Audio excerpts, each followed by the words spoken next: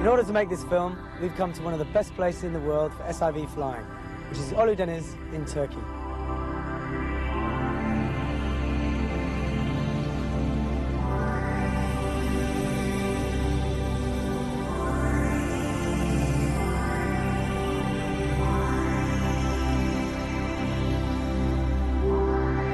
Pilots fly from 6,000 feet on a 10-minute glide and end up over the sea with 4,000 feet.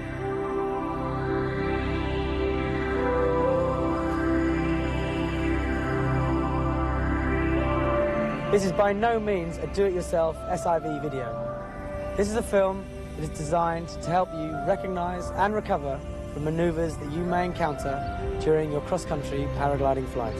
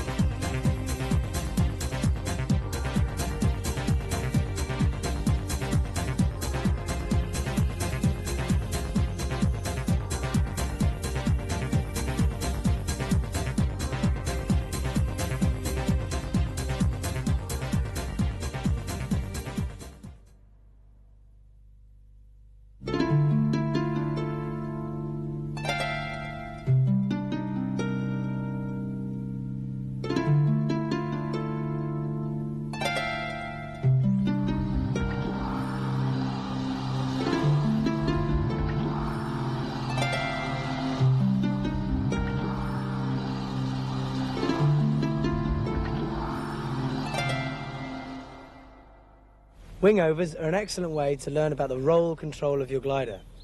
To do one, you just quite simply fly from full speed or normal speed, apply hard on one brake, let's say the right, and roll into it. The minute it starts to roll into it, then ease off the brakes, let it dive. Once you've got the dive, you've got the speed, you've got the control. Then apply left weight shift, left brake, and build up that bank. So then ease off at the top, let it dive, opposite weight shift, opposite brake, and you'll start to do really big, strong wingovers, keeping it nice and smooth. But remember, that as they get as really big, you've got to be careful that the glider doesn't deflate at the top when it gets light of pressure.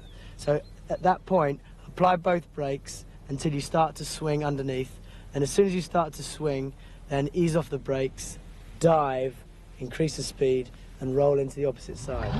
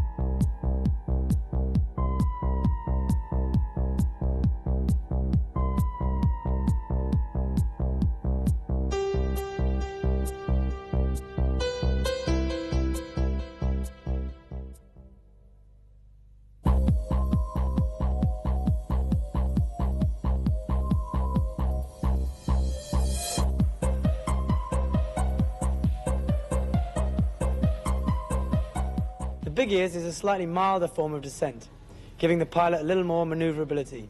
In order to get into this maneuver, you simply reach up, grab the outside two A-lines on either side, pull them down vertically and firmly, one after the other. Once it's in, you hold the lines on. You can then use weight shift to give you directional control. You can also give the speed bar a little press in order to give yourself a bit more speed. In order to get out, you simply release the lines, pull down and pump firmly on the brakes until the glider is inflated. Let it surge forwards, regaining its balanced flight and getting back to normal.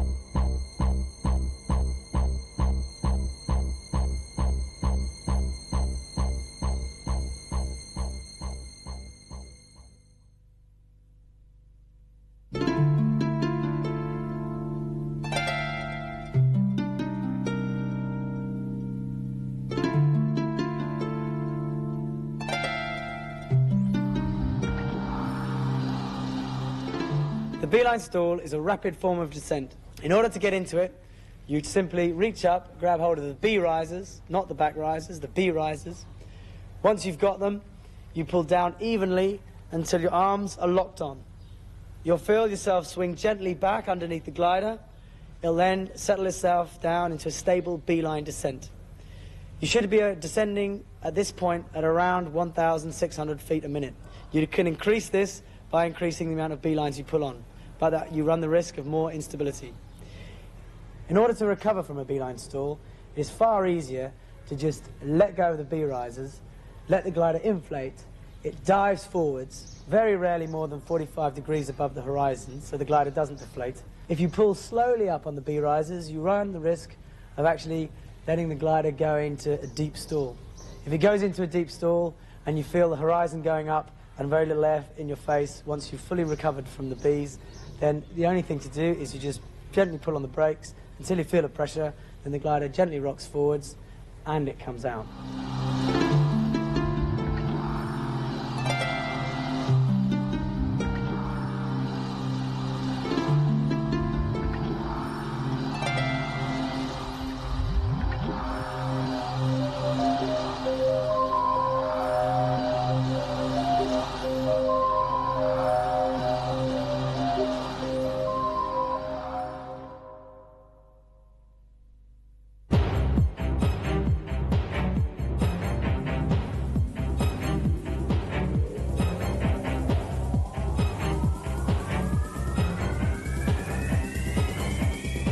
The symmetric tuck isn't as bad as it looks. It's caused by the glider diving forwards and collapsing symmetrically along the leading edge. What actually happens then is the pilot swings underneath it, the angle of attack increases on the glider, the deflation comes straight out, you allow it to then dive once more, regaining its normal flight, and it'll fly off. If necessary, brake it on the dive just to stop it deflating again, but it's very rare that it happens twice. If you overcorrect on a symmetric tuck and you've got the collapse and you're starting to swing and you apply lots of brake at that point, then the glider can fall back into a stall. You don't want that. Just make sure when it collapses, you swing underneath it, allow it to reopen, check the dive and fly away.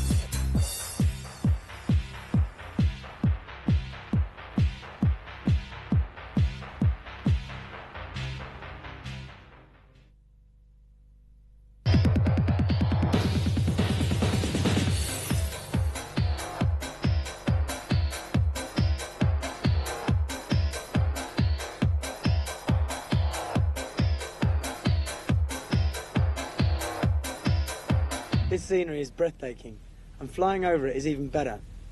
But thermaling and soaring close to rocks like this is potentially very dangerous.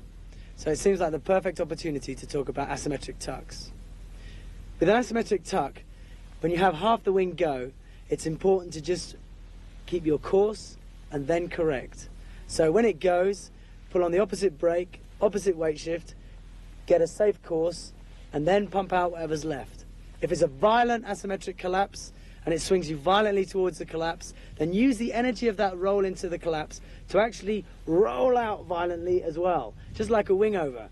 That action of rolling it out, getting back on your course, normally gets most of the deflation out.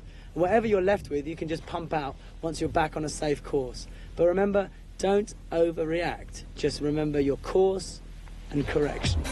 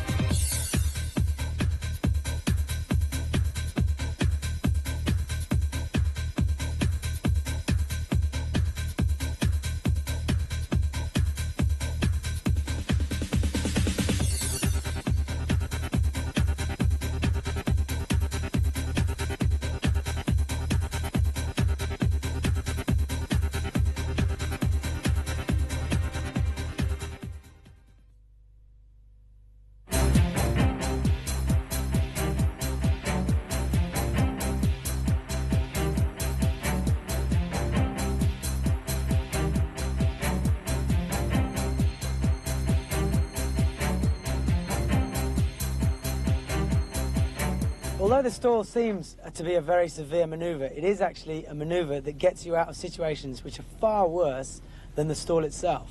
Situations like cravats or twisted lines. If you pull on a stall, you'll get out of the cravat very quickly and you'll recover it within 100 to 200 feet. That is far better than actually winding round down in a cravat.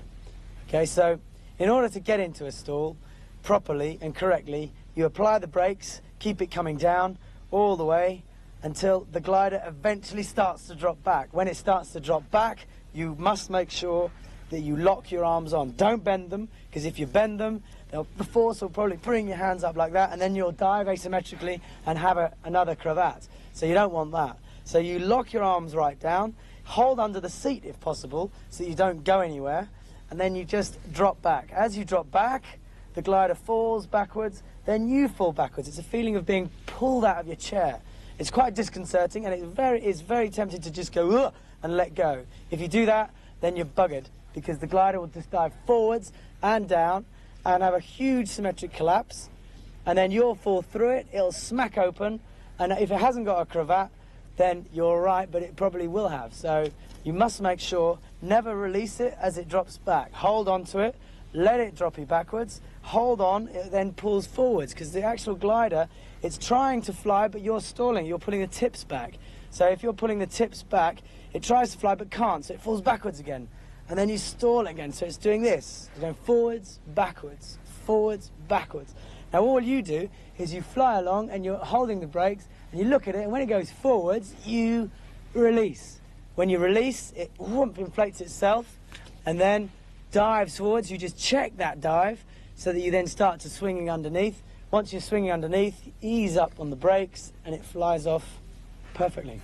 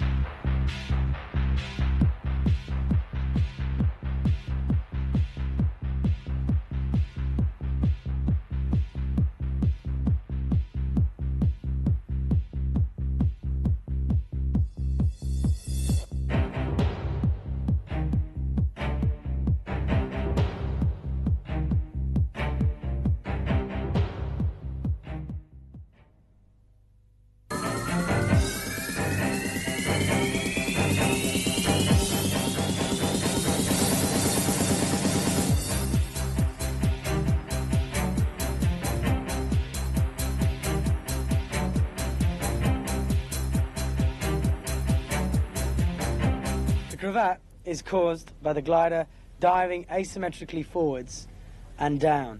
As it does so, and there's less and less pressure on the lower tip, the tip then falls in, flying to the centre of the wing, as you then fall past it. As that happens and it flies into the centre, the tip actually goes through A lines and B lines or whatever.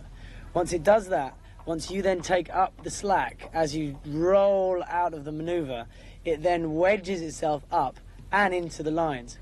Once that happens and it's amplified by your turning into it, that then increases the pressure and the glider then just whips around into a spiral dive. There are two stages to getting a cravat out. The first, if you can stop it before it starts going into a spiral and get it back on its course by pulling on the opposite brake, settling it down on a safe course. It doesn't have to be a straight course because the glider's always pulling you to the cravatted side. And then go through a process of pumping the brakes to asymmetrically collapsing it like a big ears.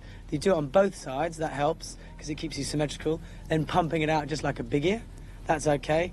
If you can't get that out doing that, then you slow the glider down, it then mushes backwards, and just before the stall point you'll see the tips coming out. If they then come out and it's okay, before the stall point you ease off the brakes, let it gently dive forwards, and then see what you've got left. That's the first stage, that's the easy stage, you've nipped it in the bud.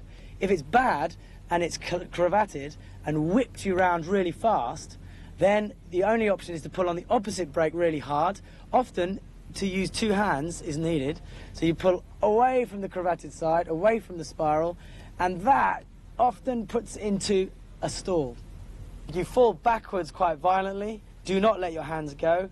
When it then surges forwards, you can then release the brakes, the glider takes up the lines, it inflates itself and dives out of the manoeuvre.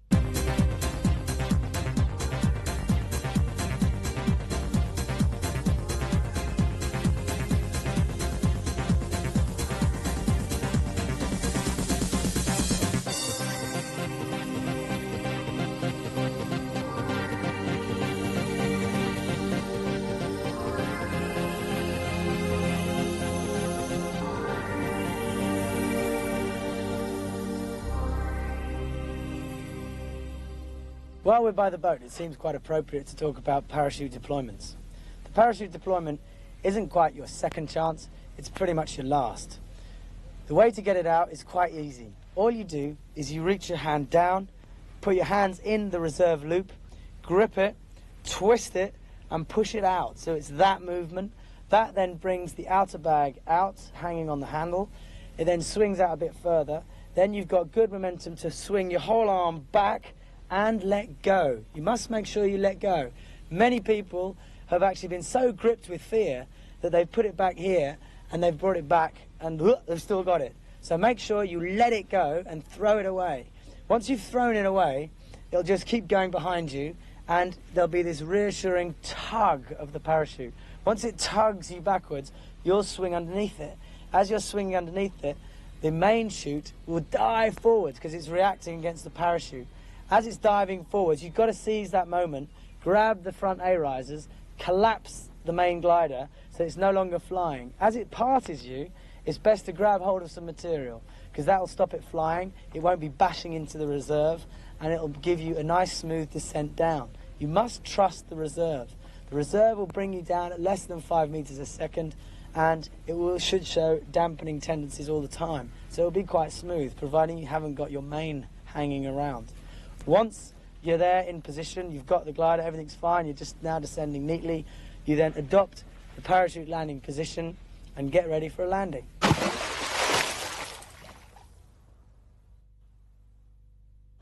If you land in the water underneath your reserve, the most important thing to remember is once you've hit the water, try and get the reserve down quickly because it still flies. So you've got to get that down because it actually pulls you slightly underneath the water. So you want to get that down fast. Secondly, once everything's down, unclip the harness and swim away. Don't keep on hold of it just because it's valuable. Your life is far more important. So swim away and just wait for the rescue team to arrive. That was a simple and easy deployment. And even under that, all my feet are wrapped up in the lines. Imagine if you were in big waves and did that. You wouldn't have much of a chance. So make sure you don't get tangled in your lines. Cheers.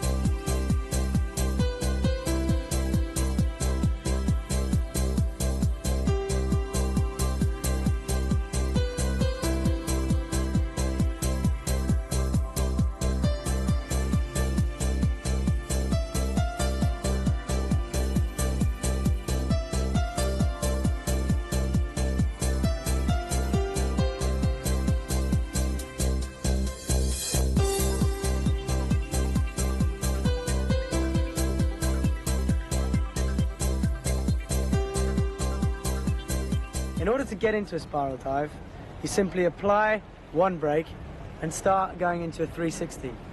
You need to use weight shift, you need to get the bank rolling in. As it goes around the first 180 degrees, the glider will want to pull out. Just keep the brake on, keep it going around, keep gently squeezing on the brakes. As you get more bank out and more loading on the wing, it'll start to get faster. The wind noise in your face will actually get smoother and smoother and smoother as you go past that 180 degree climb out. Once you're then locked into a tight 360, the glider will be facing the horizon going round. If you just squeeze on a little more initiating brake, plus a little more of the outside brake, it'll eventually, the leading edge will eventually face the ground, and you'll be then locked into a spiral dive. You'll be going round, facing the ground, the world will actually be spinning around you. Okay, that's how to get in. How to get out is you just simply ease off the initiating brake, pull on the outside brake gently, and the glider will immediately climb out. Let it climb out, just monitoring the brakes a little. Let it gently dive. As it dives, just a little bit of brake. But remember, as soon as you start to swing, ease off the brakes, let it fly away. If you're a bit too eager going into a spiral dive, and you pull too hard when the glider's gently pitched back, or you haven't got enough speed, then the glider can often enter a spin. If it starts to spin, you'll feel it, because it's not a positive load round like a normal Type 360. You're actually twisting in your harness, which is something completely alien to what you've been used to. So if you feel that spin, that negative whoop, it goes round, then ease up on the brakes, let it dive, break that dive, pull out, settle it down, and start again.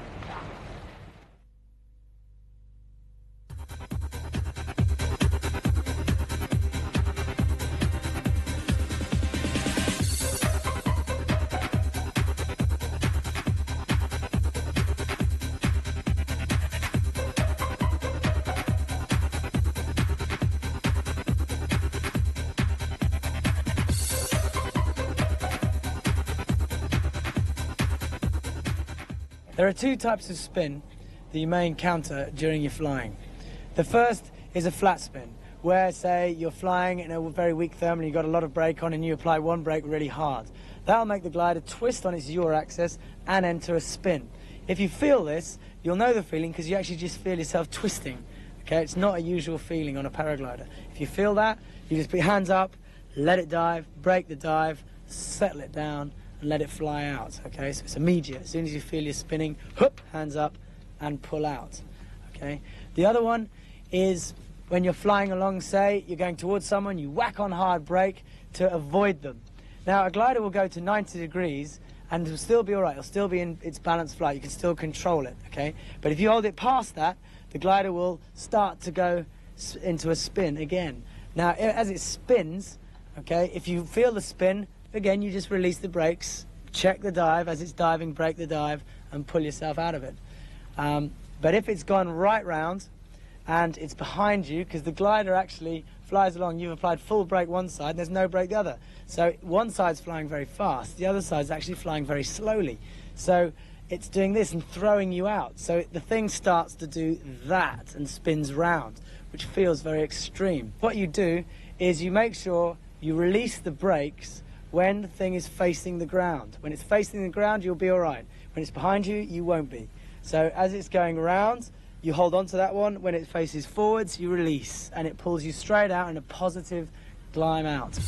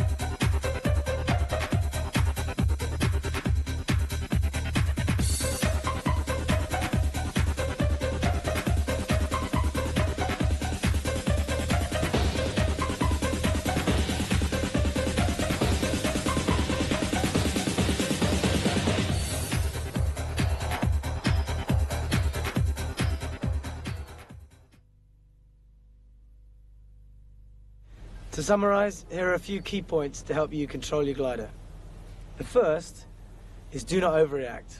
Most accidents are caused by pilots who overreact to problems that they could quite easily handle themselves. So don't overreact.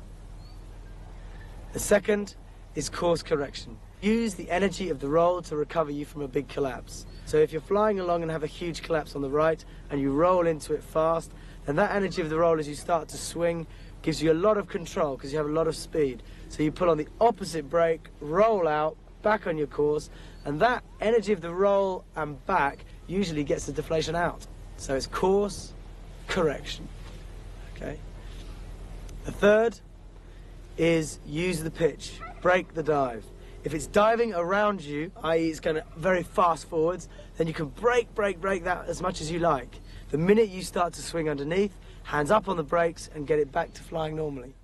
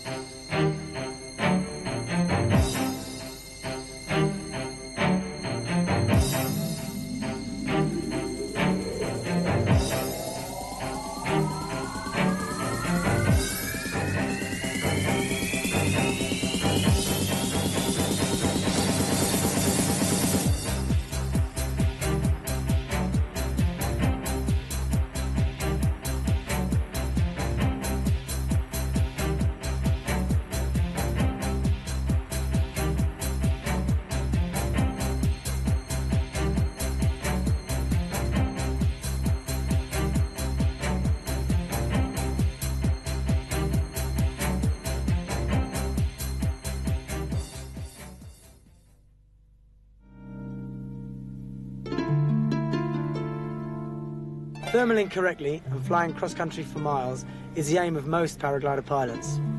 In order to make the most of the lift, it's important to use the energy of the paraglider, using the pitch and the roll.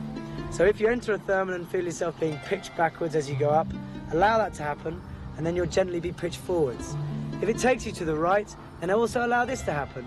And as you swing under the wing, then increase the left brake, roll gracefully into the center of the thermal, which will be on the left side, keeping that angle of bank as smooth and efficient as possible, and then you'll make the most out of the core.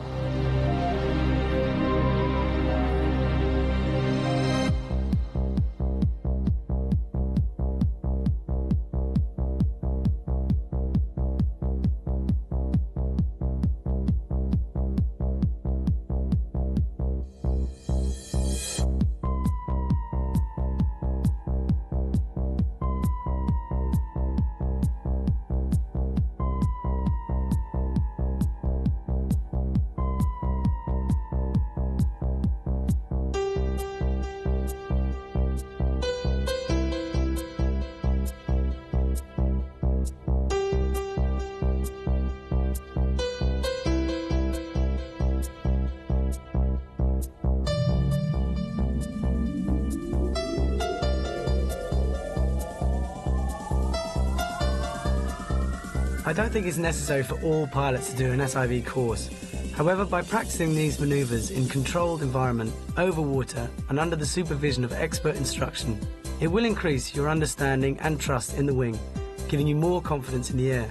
In addition to this, it gives you a better feeling for the glider in pitch, yaw and roll, thus enabling you to maximize the performance of both you and your wing in flight.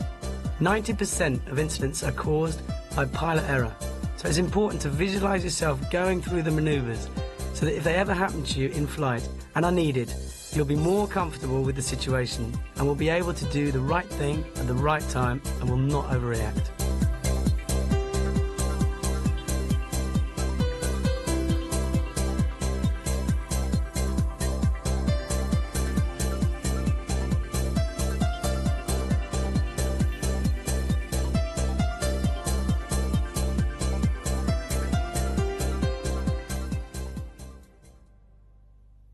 I think everybody has looked out of the window of an aeroplane or a building of their office block or from a view from a mountain and wanted to actually walk on the clouds. With paragliding you can. You just inflate, run, check the glider and launch. And in moments you're part of this superb view.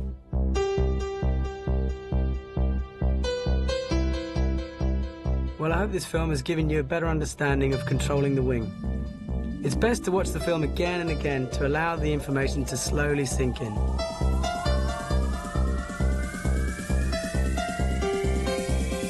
The gliders used in this film were often flown outside their tested envelope in order to illustrate a point. They have all been tested and passed to be flown by pilots of their respective class. Paragliding is classed as a dangerous sport, but by increasing our knowledge in the glider and the conditions, it helps to keep the risk to a minimum. Remember, knowledge dispels fear.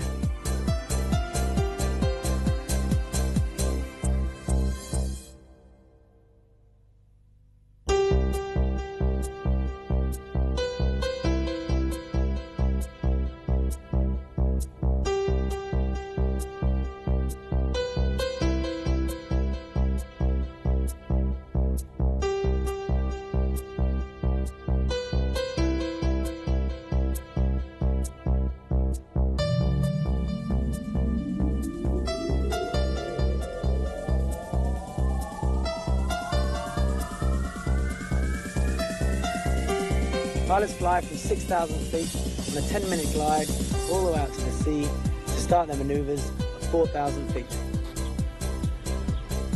Back again, and action. This is by no means a training video.